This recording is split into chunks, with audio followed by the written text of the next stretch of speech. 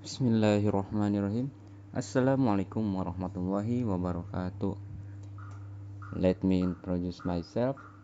My name Muhammad Erdiansa Pratama from Prodi Pendidikan Bahasa Inggris, Fakultas Ilmu Pendidikan, Universitas Pancasakti Bekasi. Ya, switch to bahasa. Kali ini dalam kesempatan ini saya akan menyelesaikan project UAS, project pengganti UAS untuk mata kuliah listening yang dibimbing oleh dosen saya Bapak Irham Asrori MPD. Nah, untuk tugas kali ini proyeknya itu yaitu merangkum seluruh materi yang telah dipelajari dalam semester 2 kali ini. Nah, untuk tanpa berlama-lama kita langsung saja ke inti pembahasan. Yang pertama saya akan menerangkan tenses. Nah, tenses itu apa sih? Itu tenses adalah perubahan kata kerja yang merujuk pada waktu gitu ya. Nah, misalkan di sini ada nih.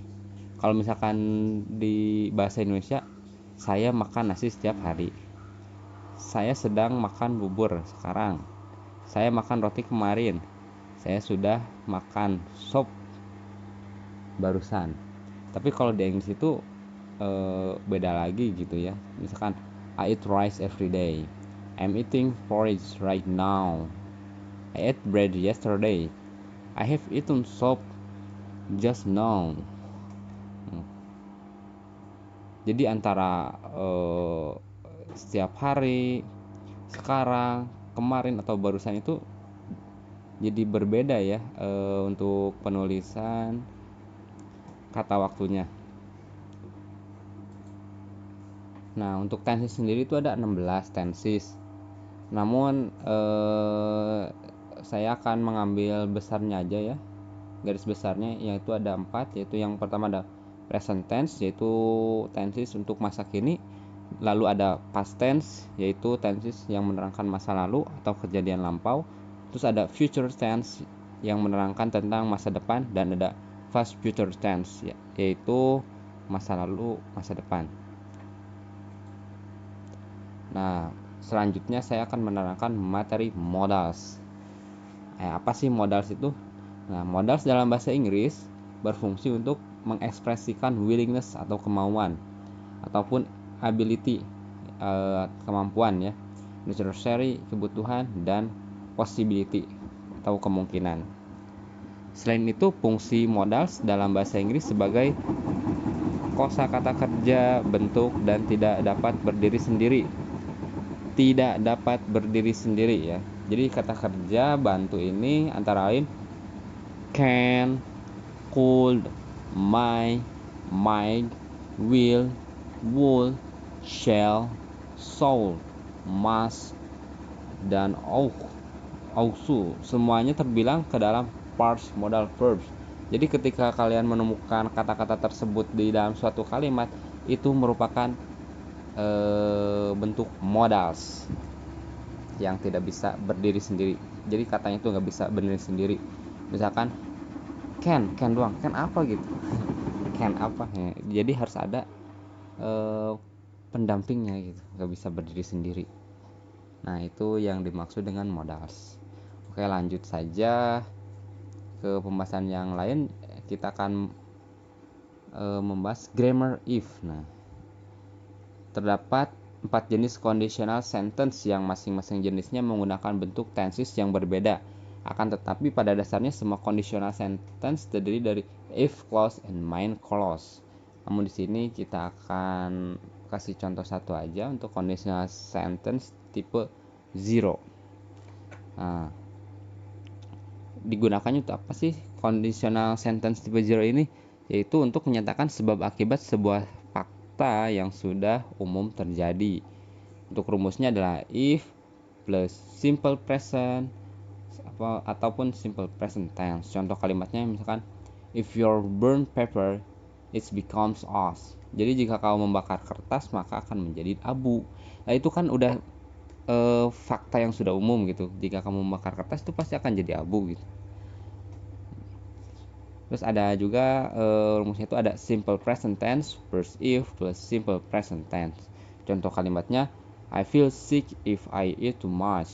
Saya merasa sakit jika saya makan terlalu banyak, kebanyakan makan. Oke, terus ada grammar with. Apa sih grammar with? Verb with adalah kata kerja yang digunakan ketika seseorang menyatakan keinginan atas realita yang berbeda.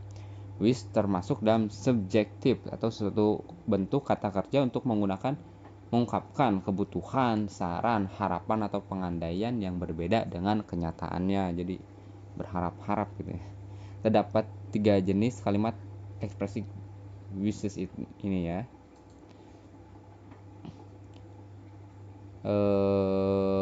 Wish juga digunakan untuk menyatakan bahwa situasi yang diinginkan tidak mungkin terjadi pada saat ini. Rumusnya wish plus simple past. Contohnya, I wish she were here. Saya berharap dia di sini. Tapi faktanya dia tuh nggak di sini gitu. But she isn't it. Oke. Selanjutnya kita akan menjelaskan tentang reported speech. Apa sih reported speech ini? Yaitu merubah kalimat langsung atau direct speech menjadi kalimat tidak langsung atau indirect speech. Ini disebut sebagai reported speech. Apa saja yang diubah menjadi reported speech? Nah, yang pertama adalah statement atau pernyataan. Yang kedua ada imperative atau command, perintah, invitation, undangan, dan request atau permintaan. Ataupun yes or no question atau information question. Nah, saya akan kasih contoh di sini untuk misalkan untuk yang statement ya. I like ice cream. Itu kan direct speech atau pernyataan yang langsung. Nah, kalau diubah menjadi indirect speech jadi gimana sih? Nah, contohnya she said she likes ice cream. Jadi indirect speech. Jadi katanya itu merupakan indirect speech.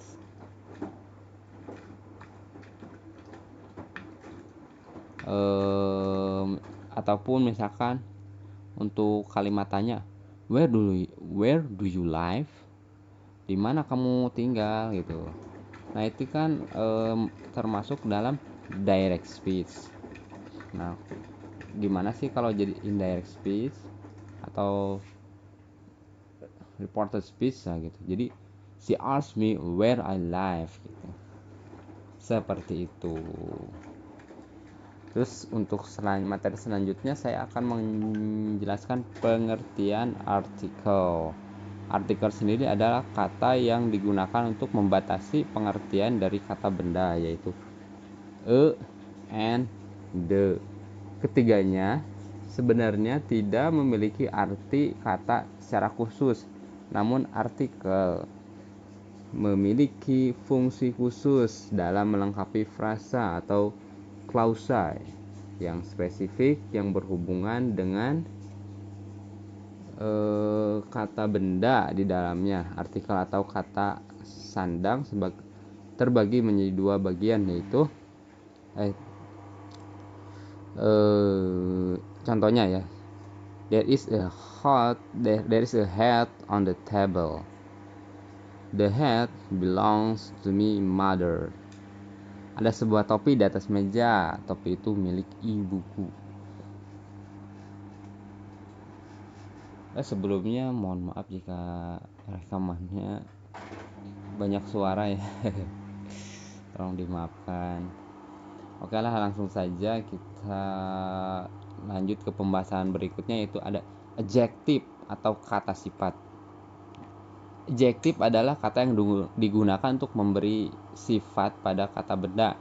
Tiap kata sifat mempunyai kekuatan yang bersifat membatasi. Dan kata sifat itu tidak boleh diberikan definisi sebagai kata yang digunakan untuk membatasi pemakaian kata benda. Ada 6 jenis kata sifat. Yang pertama ada proper adjective atau kata sifat nama diri. Ada descriptive adjective, ada quantitative adjective, ada numeral adjective, ada demonstrative adjective, dan ada distributive adjective.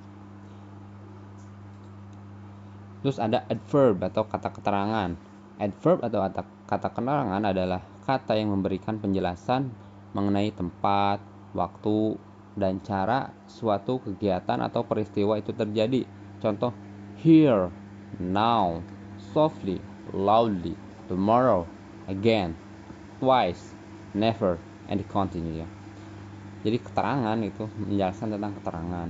Adverb juga didefinisikan sebagai kata yang menjelaskan kata kerja atau verb, kata sifat adjective, kata depan preposition, dan kata lainnya kecuali kata benda noun dan kata ganti pronoun. Contoh, I'm working now. Kata now dalam kalimat tersebut adalah keterangan waktu yang merangkai kata kerja working. Handy speak loudly. Kata loudly dalam kalimat tersebut menerangkan bagaimana cara Handy berbicara. Handy itu berbicaranya pelan sekali gitu kan.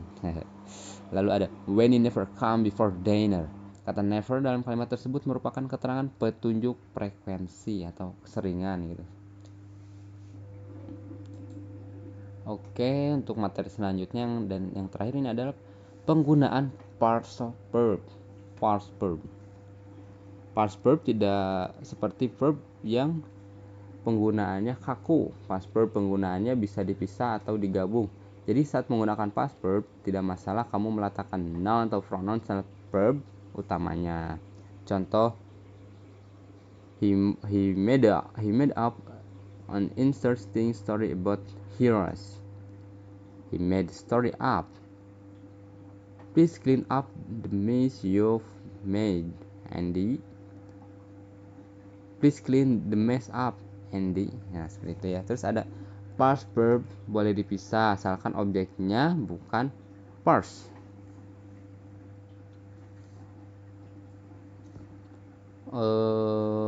Contohnya aja saya akan kasih satu contoh. Misalkan she likes to back up other suffering people when they are in need. Itu yang benarnya. Terus yang kurang tepatnya seperti apa? She likes to back other suffering people up when they are in need. Seperti itu.